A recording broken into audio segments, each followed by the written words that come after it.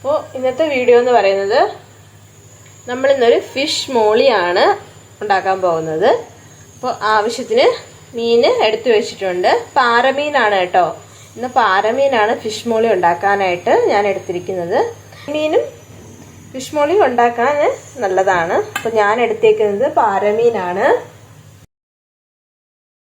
ഇതിനാവശ്യമായ മസാലകൾ, മഞ്ഞൾപ്പൊടി ആവശ്യമാണ്. പിന്നെ നമുക്ക് ക്രഷ് ചെയ്ത് എടുത്ത കുരുമുളക് ആവശ്യമാണ്. ഇതിലേക്ക് ഉപ്പ് നിങ്ങളുടെ ആവശ്യത്തിന് ഉപ്പ് ചേർത്ത് കൊടുക്കാം. പിന്നെ വേണ്ടത് ലൈം ജ്യൂസാണ്. ഇത് എല്ലാം ഒന്ന് മിക്സ് ചെയ്ത് പിടിപ്പിക്കുക. ഇതിലേക്ക് മീൻ കഷ്ണങ്ങൾ ചേർത്ത് ഇളക്കണം. മീൻ കഷ്ണങ്ങൾ എല്ലാം ചേർത്ത് നല്ലപോലെ ഇളക്കുക. നല്ലപോലെ മസാല പിടിക്കട്ടെ. 1 മണിക്കൂർ ഫ്രിഡ്ജിൽ മാരിനേറ്റ് ചെയ്യാനായിട്ട് വെക്കണം. മസാല എല്ലാം നല്ലപോലെ യോജിപ്പിച്ചു ഫ്രിഡ്ജിലോട്ട് വയ്ക്കാം. ഫ്രിഡ്ജിൽ 1 അവർ മാരിനേറ്റ് ചെയ്യാൻ വെക്കാം. 1 മണിക്കൂർ കഴിഞ്ഞിട്ടുണ്ട്. മസാല നല്ലപോലെ പിടിച്ചു കഴിഞ്ഞു മീനിൽ. അപ്പോൾ ഇതിലേക്ക് കുറച്ച് ആവശ്യമായ സാധനങ്ങളാണ് ഞാൻ പറയാൻ പോകുന്നത്. സവാള ആവശ്യം, ഒരു മീഡിയം സൈസ് സവാള സ്ലൈസ് ആയിട്ട് അരിഞ്ഞു വെച്ചിട്ടുണ്ട്. കറിവേപ്പില ആവശ്യമാണ്. കൂടാതെ ഇഞ്ചി, വെളുത്തുള്ളി, പച്ചമുളക് ചെറുതായിട്ട് അരിഞ്ഞു വെച്ചിട്ടുണ്ട്. കൂടാതെ കുറച്ച് സ്പൈസസിൽ നമ്മൾ ഉപയോഗിച്ചിരിക്കുന്നത് ഗ്രാമ്പൂ, ഏലയ്ക്ക, പട്ട എന്നിവയാണ്. അപ്പോൾ നമുക്ക് ഈ മീൻ വറുത്തെടുക്കാം.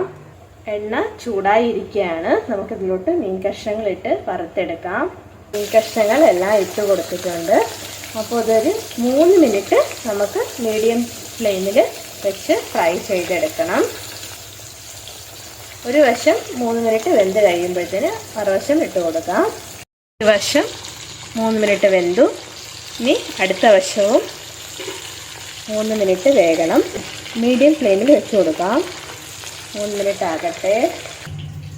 മീനെല്ലാം തന്നെ നമ്മളിവിടെ വറുത്ത് വെച്ചിട്ടുണ്ട്. ഇനി ചട്ടി ചൂടാക്കുക.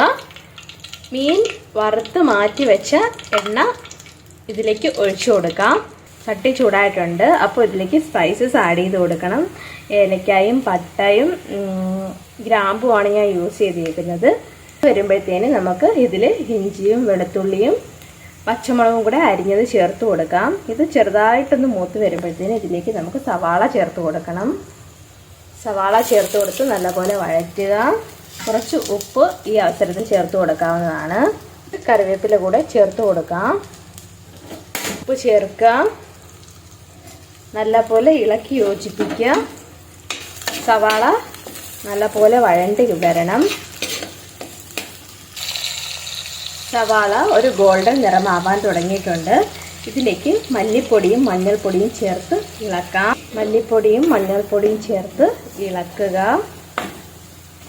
ലോ ഫ്ലെയിമിൽ വെക്കണം. പച്ചമണം മാറി വരട്ടെ.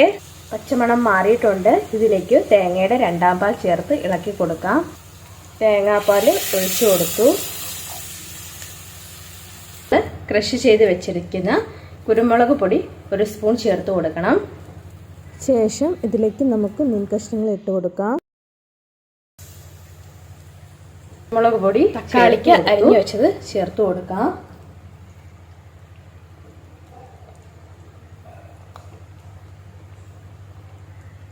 തക്കാളിക്ക് അരിഞ്ഞത് ചേർത്ത് കൊടുത്തു. കുറച്ചധികം കറിവേപ്പില മുകളിൽ വിതറുക. കറിവേപ്പില ചേർത്ത് കൊടുക്കുക. ശേഷം ഇതിനെ അടച്ച് വെച്ച് വേവിക്കാം. ഇടയ്ക്ക് ഒന്ന് തുറന്നു നോക്കുക. തുറന്നു നോക്കിയിട്ട് ഉപ്പ് പാകത്തിന് ചേർക്കുക. അപ്പോൾ ഇവിടെ ഉപ്പെല്ലാം പാകത്തിനാണ്.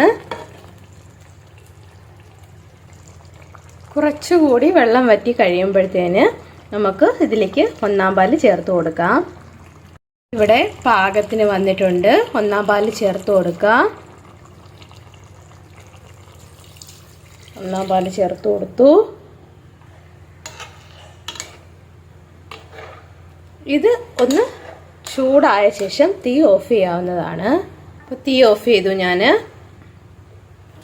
ഇതിവിടെ റെഡി ആയിട്ടുണ്ട്. സ്വാദിഷ്ടമായ ഫിഷ് മോളി ഇവിടെ തയ്യാറായി കഴിഞ്ഞു. അപ്പോൾ ഇതിൽ മുളക് പൊടിയൊന്നും ചേർക്കുന്നില്ല കേട്ടോ. നിങ്ങൾ ചേർക്കുന്ന പച്ചമുളകാണ് ഇതിന് എരിവ് നൽകുന്നത്. തേങ്ങാപ്പാലും പച്ചമുളകും കുരുമുളകും ഒക്കെ ചേർത്താണ് നമ്മളിത് ഉണ്ടാക്കിയിരിക്കുന്നത്. ഇത് സെർവ് ചെയ്യേണ്ടത് 1 മണിക്കൂറിന് ശേഷമാണ്. അപ്പോഴാണ് ഒന്നും കൂടെ നമുക്ക് ടേസ്റ്റ് കിട്ടുക. അപ്പോൾ എല്ലാവർക്കും ഇഷ്ടമായി എന്ന് വിചാരിക്കുന്നു. Thank you for watching video. അടുത്ത വീഡിയോയുമായി നമുക്ക് വീണ്ടും കാണാം. അതുവരയ്ക്കും ബൈ.